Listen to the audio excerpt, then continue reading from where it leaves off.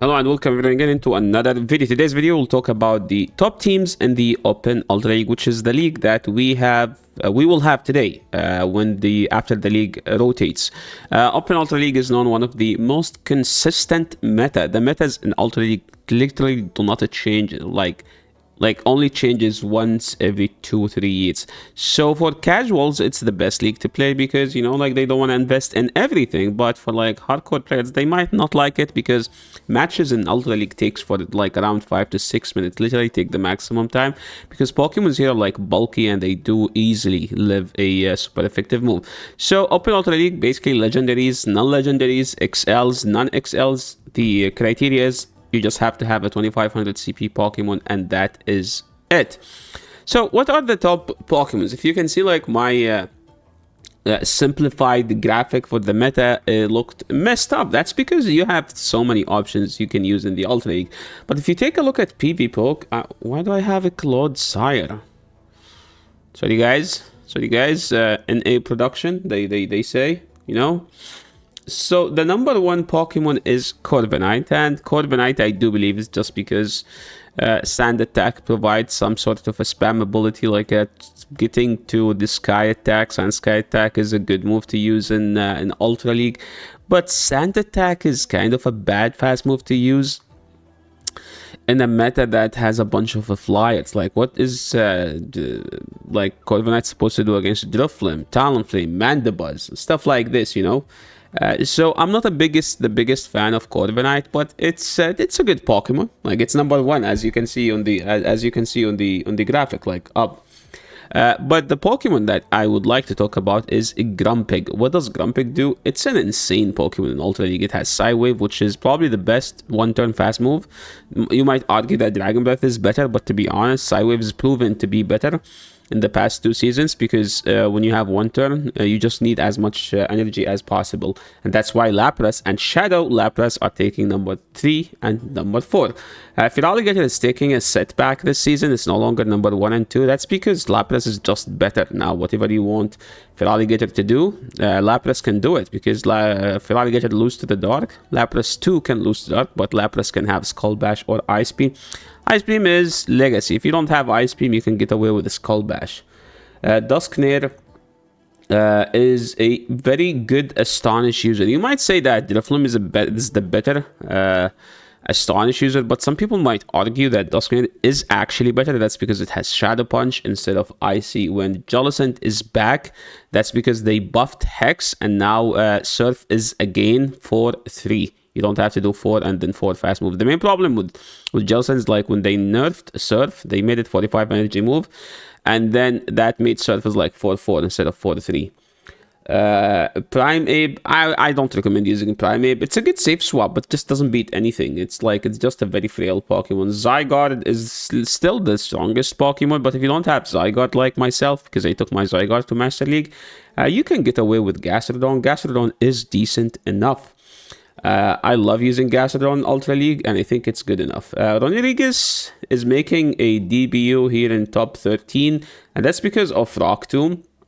Rock Tomb is arguably the best charge move that we currently have. It's a Scorching Sand with a guaranteed debuff. That's how OP it is. But this is the Pokemon I want to mention, which is Galarian, Weezing, and the Shadow form. So you can quote me on this. Galarian Weezing is the new Drapion. Shadow Galarian Weezing is the new Shadow Drapion. Because the Drapion, most of the matchups, Poison Sting is resisted. But Fairy Wind in most of the matchups is not resisted. So the thing that Drapion cannot do sometimes, which is getting walled by ground Pokemon, Weezing can slightly do better with Fairy Wind, but it's still a bad matchup. It's bad matchups either way. Now let's move to my graphic. I think Malamar is not mentioned in the top 10. I think Malamar is still a very decent Pokemon, and same goes for Sandslash. Sandslash is still very decent. The problem with Sandslash now is it is a Pokemon that named Lapras can do everything better, and Grumpig destroys it, because Grumpig, because you don't run Shadow Claw here, which means you're just going to do neutral damage, and Dynamic Punch is just an insane move. Dynamic Punch is a Side Striker clone, if you guys don't know what Dynamic Punch can do. We talked about Weezing. Gastro is arguably Gastro is still one of the top 3 Pokemons in Ultra League. And a Pokemon that's making a DBU here is actually Cobalion. That's because Steelix is going to be everywhere. Steelix with Golisopod. And Cobalion is kind of a fine answer into those. Like, Cobalion destroys the Steelix, but it struggles against Golisopod, but you have Stone Edge. You can get away with that. Cresselia is taking a setback finally, and it's not as good because so many Astonish and Shadow Claw and Hex users in the meta. And there is a Steelix as well.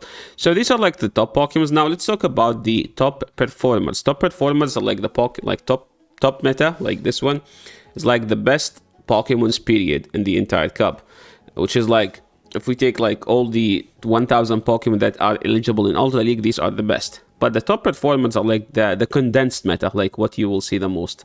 And Steelix seems to be the strongest Pokemon. That's because there is so many water, so many fairies, and so many stuff that do resisted damage to ground or steel, and that's where like Steelix started to shine. And Steelix has two cheap moves. You can learn either breaking swipe, Psychic Fang to debuff the opponent's attack or defense, up to you. And that's why Steelix is here. Zygarde arguably could be another Steelix. Drifblim, I think Dusknoir is just better. And we talked about everything else. So now let's just talk about the top performing teams. And I was like, oh, yes, you didn't talk about the Blastoise. I will talk about everything. Just chill. Watch, and you will find something you will enjoy. So the main Pokemon, since it's number 1, which is Corviknight, we will talk about Corviknight. So the format is the same. I will talk about 2 different teams. One is more of like a tap team, one of more like a skill-based team. So for the Corviknight, I would like to run Corviknight with the Blastoise and Universe Stunfisk. Why Universe Stunfisk? You saw how many poison Pokemons we just talked about? So many poison Pokemons in the meta, so many water type Pokemons in the meta. And you know what the poison lose to? Ground. And the water lose to electric. And Steelix get destroyed by Universe Stunfisk. So why wouldn't you use this Pokemon? And if you think Feraligatr is good, well, guess what? Feraligatr lose to Blastoise now because Blastoise just runs Rollout. And yeah, maybe this is the end of Feraligatr's era. And it's a new era for Mr. Blastoise because he has... my Blastoise is a rank 1 with a glasses. So I will be using sunglasses Blastoise in the Ultra League. Now, for the tap team, it's, as you can see, it's Jellicent and Zygarde. It's not more like... It's a kind of like the bottom one is more of like a boring team. But hey, you can have fun while winning. You don't have to have fun while battling. You know, you can have like a happy... You can be happy at the end of the battle, like because you won. So that's as for League, the Corviknight. Now, moving into another Pokemon, which I do enjoy myself, and I'm pairing it in both teams with one specific Pokemon. I'm talking about Malamar, and Malamar do enjoy the friendship, the companionship of Fortress. Why Fortress? You can say that Fortress is an electric Pokemon that has so many resistances because Bug, Steel, provided lots of resistances. It only loses to fire, so that's why we need 2 fire answers, and that's Malamar. Malamar does beat all the fire, by the way. And Lapras or Gastrodon. If you run those 2 together, Fortress and Malamar, you have to run Water Pulse on Gastro, just in case they run Talonflame, because Water Pulse, Gastro still beat Talonflame. So that's something you need to be aware of. And yes, we will still talk about Malamar because I'm such a big fan of Psywave, but I want to talk about Galarian Weezing, as I call it the new Shadow Drapion. And that's why we're pairing it with Shadow Drapion. So like, you know, like the double the trouble, you know. If you think Weezing is going to be problematic to your opponent, how about the Drapion as well? Double the trouble, right? And you actually do need a Gastrodon with this team because the opposing Gastrodon is just very tough. You could run Drifblim as well as like a third. Drifblim is actually going to be fine. You could also do Blastoise, but you could also just do Malamar and the Pig. So this team is kind of ABB, weak to what? No. We destroy the fairies with 1, 2 fairy counters. But yeah, I think this is the team I will be trying, Malamar with Weezing and Grumpig, because I want to see Grumpig. I want to use Grumpig. Now, there is a Pokemon that people always ask me to talk about every time I do an Ultra League video. People be like, okay, where is Typhlosion team? And to be honest, I didn't think Typhlosion was good in the past. I think it was good because people just don't respect it because it wasn't good enough. But I think it's actually good in the current Ultra League meta, because we have a bunch of Flyards, a bunch of Waters, and a bunch of Fairies, you know? So you have Thunder Punch for that, and you get like the fire resistances. So if you want to Typhlosion and you have a Boom Burner and Galarian Moltres, I would like to feature those battles. This is the team that I would love to run in Ultra League, but sadly I just don't have a Boom Burner. So if you have a team that you can use, shoot me a message on Discord and I will be glad to feature it. But since I don't have this, I think I'm going to do Typhlosion with Clefable and Lapras. And I think this is just, you know, like a bulky team here with the Typhlosion to take all the shields. Now, a Pokemon that actually has been getting so many buffs in the past couple seasons, and I think it was top meta at one point, then it fell off because it was just doing some underwhelming damage. And Niantic took a good note of that people like the problem with Galissapa is like the damage is underwhelming because you need to land Liquidation, and Liquidation is just a bit expensive sometimes. So what they did this season, they gave it Aqua-Jet. Sorry, they buffed Aqua-Jet because I think Liquidation is 45 or 50 energy, and then Aqua-Jet now is 40 energy. So every 5 seconds you have an Aqua-Jet move. It's not as good as Hydro Cannon, but it's almost as good. And something about Galissapod, it beats Feraligatr because you have Exeter. So it's an upgraded Feraligatr in so many matchups, especially against the fighters. Because against the fighters you resist counter, while like Feraligatr taking neutral, so sometimes you lose the 2 shield as Feraligatr. And there's like two paths with Galissapod, the tanky team and also a tanky team. So double ground, or because this thing boosts to electric, right? Or double tanky boys if you wanna be anti Steelix. So you go this way. Lapras, you run Sparkling Era, please don't run Surf. Sparkling Area is just better, way better. And for the Dusclops, as I told you guys, Dusclops is actually the better Drifloon now, if you want to run the Dusclops. I was trying to build a team with Dusclops, and I think it kind of need the Credeli, because Credeli is an amazing Pokemon right now. Like the fact that it has Rock Tomb just gives it so much flexibility. Like in so many matchups, you just throw Rock Tomb and you keep debuffing your opponent until they start doing no damage. Corviknight as a third makes a good pairing, but I think the problem with Corviknight is that if they have Mandibuzz, this team is a bit weak, so you have to run Steel Wing instead. That's why, if you think they have Mandibuzz, I think you run this team and it's better, but you need Ice Beam here. You kind of need Ice Beam here.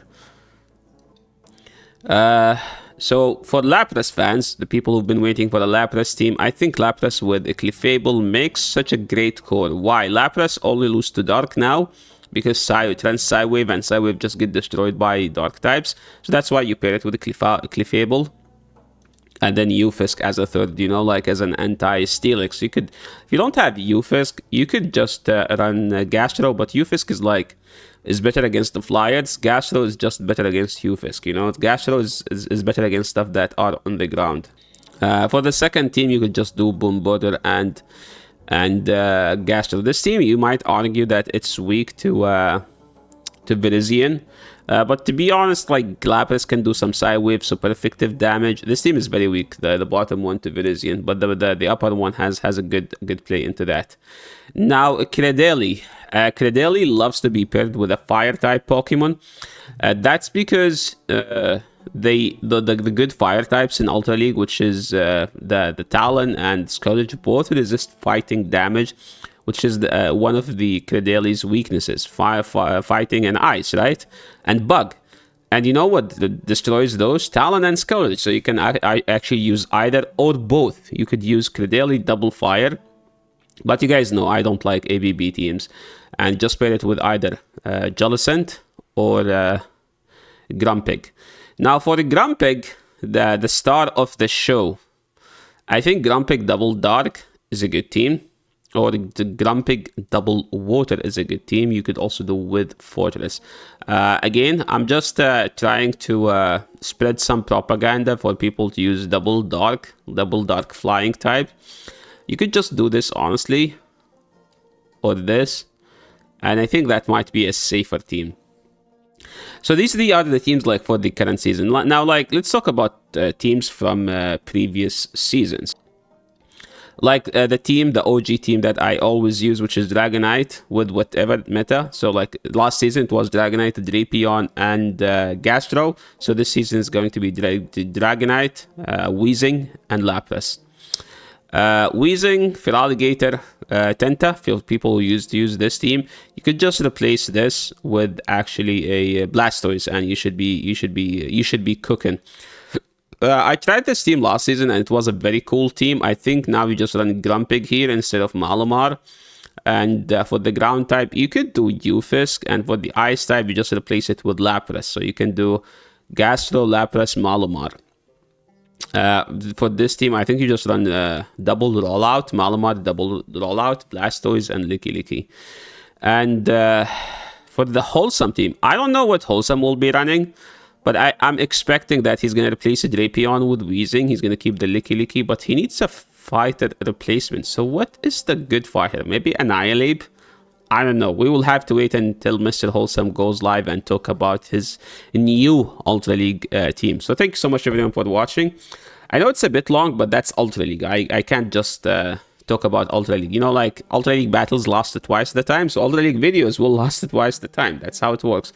Thank you so much, everyone, for watching. I hope you guys enjoyed the video. If you liked the video, make sure to leave a like. If you're new to the channel, make sure to subscribe. And I will catch you all in the next video. Peace.